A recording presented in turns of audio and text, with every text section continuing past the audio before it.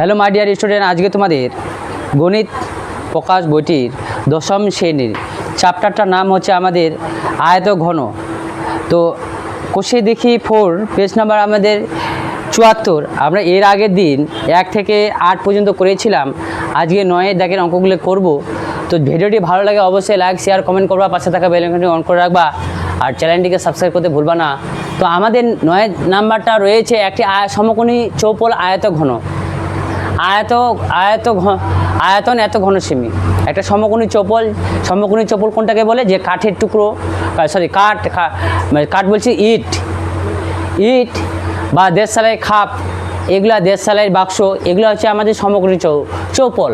তো একটার বলে দিয়েছে 432 ঘন সেমি। তাহলে সমান আয়তন বিশিষ্ট একটি দুটি ঘনকের পরিবর্তন করা হলে প্রতিটি ঘনকের প্রত্যেক ধারের দৈর্ঘ্য কত হবে হিসাব করে লিখি। তাহলে প্রত্যেকটি ধারের দৈর্ঘ্য কত হবে হিসাব করে লিখি। তাহলে তাকে সমান বিশিষ্ট দুটি আয়ত ঘনকে পরিবর্তন করলো। দুটি আয়ত মানে একটা সমকোণী চৌপলটাকে দুটা টুকরো করা হলো, একটা ইটকে দুটা টুকরো করা হলো, যেটা ঘনক হয়ে যায়, দুটা একদম লুডো ছক্কার মতো ঘনক তৈরি হবে। তাহলে প্রত্যেকটি ঘনকের ধার কত হবে? প্রত্যেকটি ঘনকের দৈর্ঘ্য প্রস্থ উচ্চতা সমান হয়, সেই জন্য আমাদের ঘনকটাও দৈর্ঘ্য প্রস্থ উচ্চতা সমান হয়ে যাবে। তাহলে সমকোণী চৌপলের ঘনকটা দৈর্ঘ্যটা বড় হবে, প্রস্থটা একটু ছোট হবে, উচ্চতাটা একটু ছোট হবে। ঠিক আছে, তো আমরা এখানটায় লিখব যে ধরি ঘনকের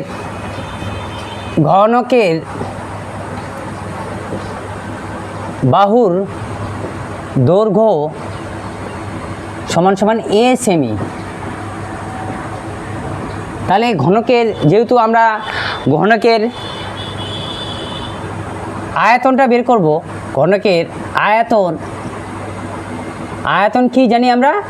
যে বাহু তার কিউব, বাহু তো কিউব ঘন একক। যেহেতু আমরা এখনও এর বাহুটা বসাইনি, সেই জন্য ঘন একক, সেই জন্য আমার ঘন একক লিখতে হবে, সেমি লেখা যাবে না।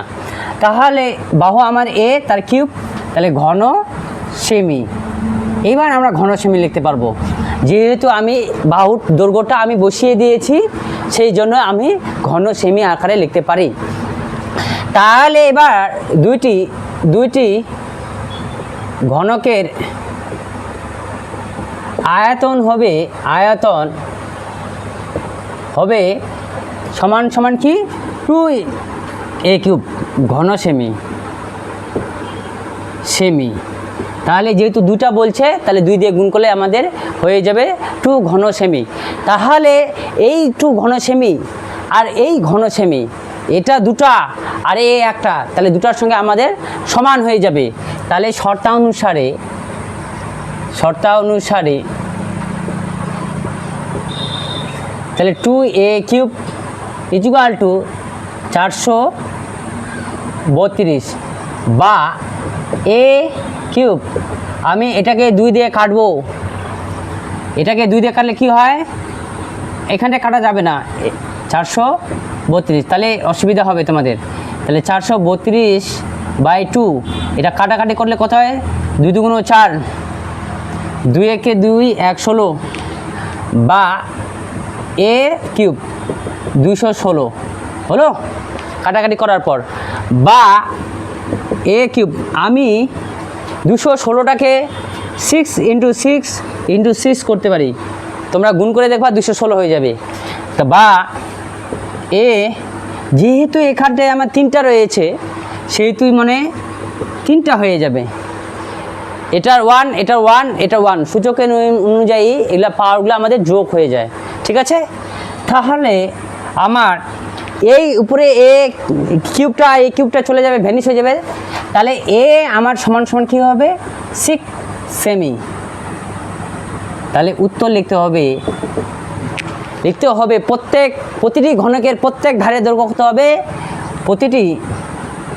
প্রতিটি ঘনকের প্রত্যেক ধারের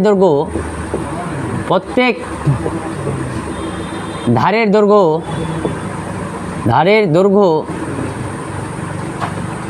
সমান 6 সেমি হবে। এটাই আমাদের অ্যান্সার, তোমরা করে দাও।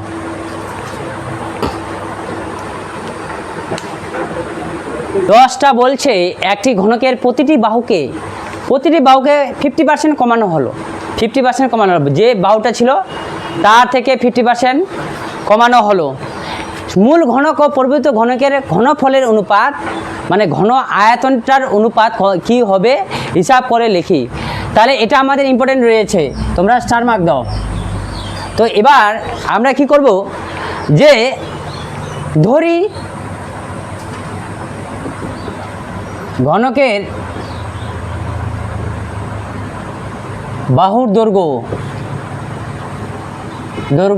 এ একক, ঠিক আছে, আমাদের বলে দিইনি সেমি বা মিটার বা আমরা দিতে পারি না। তাহলে ঘনকের আয়তন কি হবে, যে বাহু তার কিউব ঘন একক, ঠিক আছে, তাহলে এ তার ঘন একক হলো। তো এবার আমাকে বলছে যে এবার ঘনকের বাহু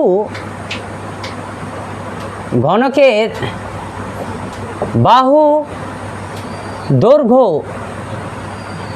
50% কমালে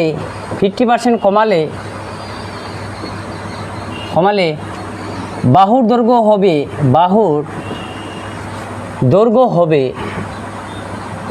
হবে আমার ঘনকটার বাহুটা ছিল কি, যেহেতু কমাচ্ছি সেই জন্য মাইনাস হবে, যদি বাড়াই তাহলে আমাদের প্লাস হবে, এটা সবসময় মনে রাখবা।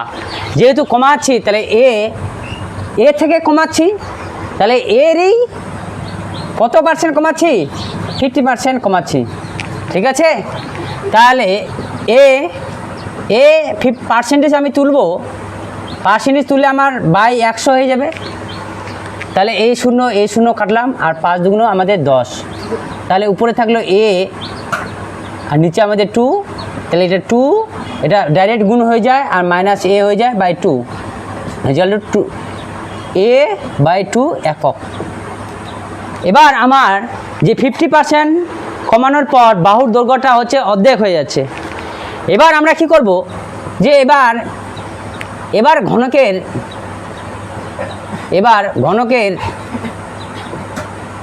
আয়তন হবে কি হবে, বাহু কিউব হয়, তা বাহু তার কিউব হয়, ঘন একক। তাহলে এবার a/2 তার কিউব ঘন একক, এ কিউব, 2 এর কিউব মানে কি হয়, এটার কিউব মানে এটার কিউব, আর 2 এর কিউব মানে কি হয়, 3টা 2 গুণ অবস্থা রয়েছে, তাহলে 8 ঘন একক। এখন যে এবার মূল ঘনক আর পরিবর্তিত ঘনকের অনুপাতটা বের করতে বলছে, তাহলে এবার মূল ঘনক, অতএব মূল ঘনক এইখানটায় লেখো পরিবর্তিত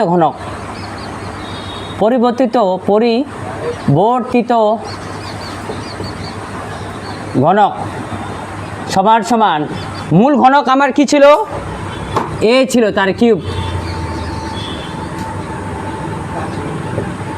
পরিবর্তিত ঘনক a³/8, ঠিক আছে। এবার আমার কি হবে, তাহলে অতএব বা এখন করো তাহলে বেশি ভালো হয়, বেটার এখন। তাহলে মূল ঘনক ইস্টু পরিবর্তিত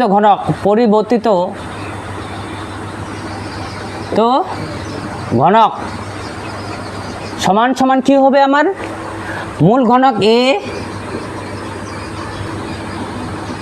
এখানটা অ্যাকচুয়ালি এটা না করলেও চলতো, আমি এটা করলাম না, আমি একবারে করে দেব, a³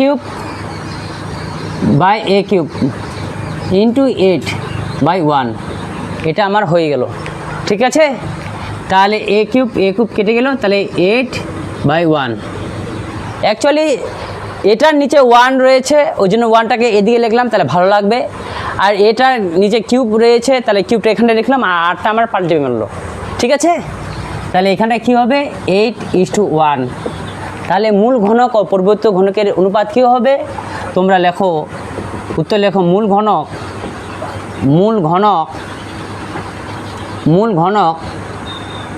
ও পরিবর্তিত ঘনকের অনুপাত 8:1 হবে। এটাই আমাদের অ্যান্সার, তোমরা পড়ে নাও। আমাদের 11 নাম্বারটা বলছে একটি সমকোণী চপলের আকারের বাক্সের দৈর্ঘ্য, প্রস্থ, উচ্চতা অনুপাতটা বলে দেওয়া আছে এবং ওয়ার আয়তনটা বলে দেওয়া আছে এত ঘন সেমি। তাহলে বাক্সটি সমকোণের ক্ষেত্রফল কত হবে হিসাব করে লিখি। ঠিক আছে, তাহলে দৈর্ঘ্য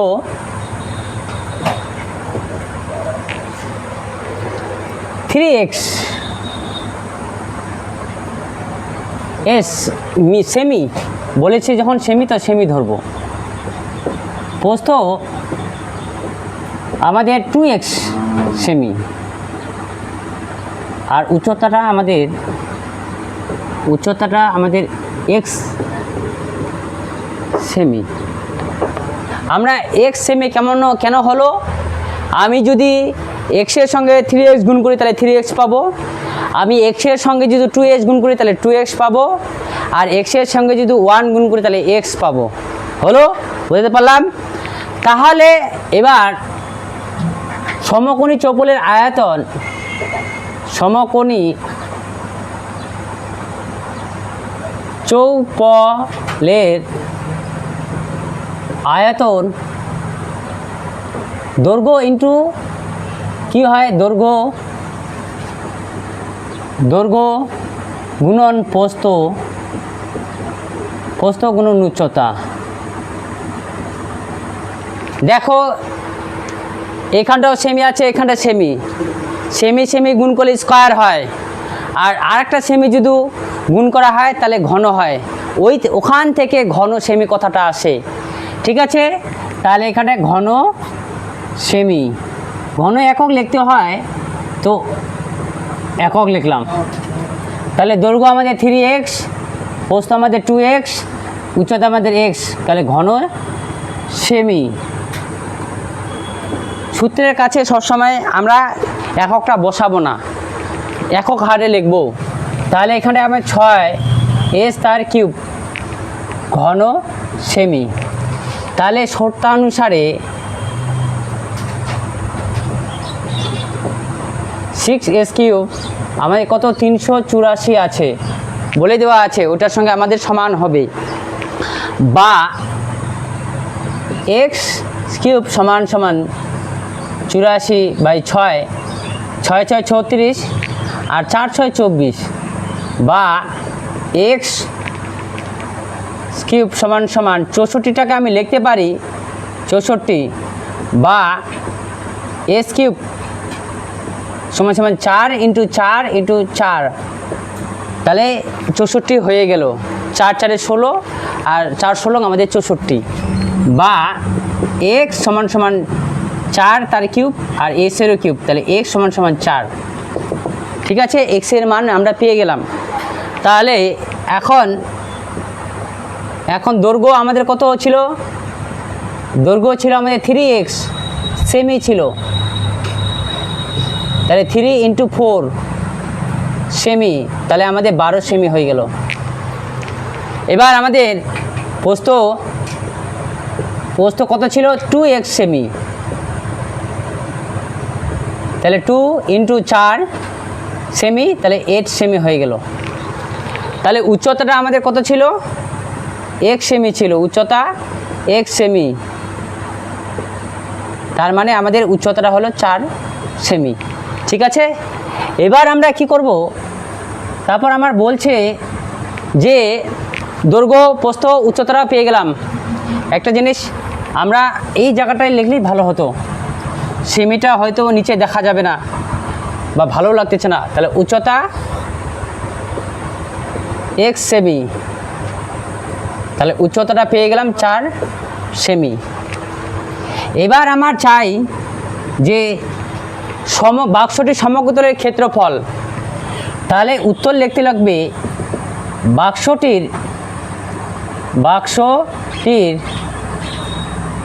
সমগ্রতলের ক্ষেত্রফল, সমগ্র তলের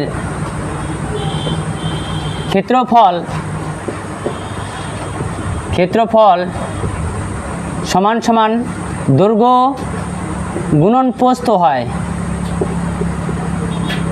প্লাস প্রস্থ গুণন উচ্চতা হয়, প্রস্থ গুণন উচ্চতা,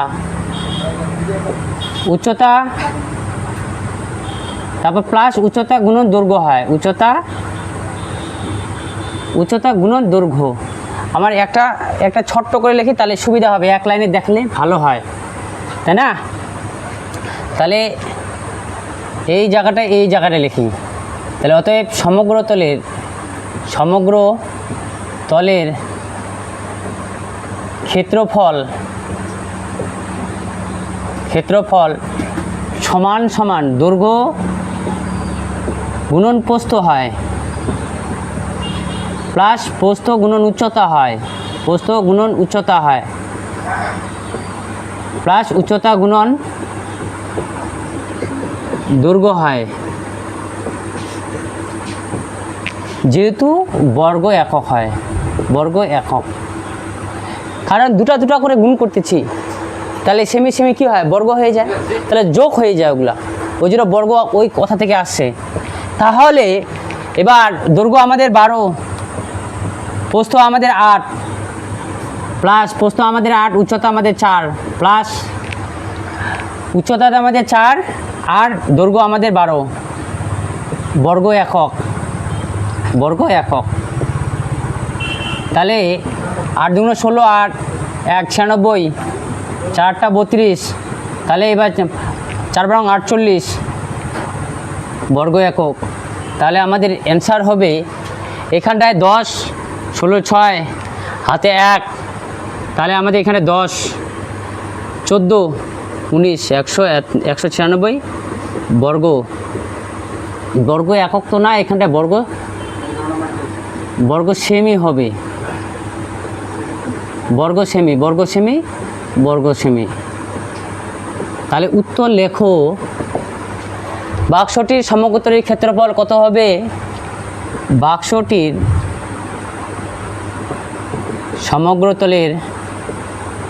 সমগ্রতলের ক্ষেত্রফল 196 সেমি হবে, এটাই আমাদের অ্যান্সার।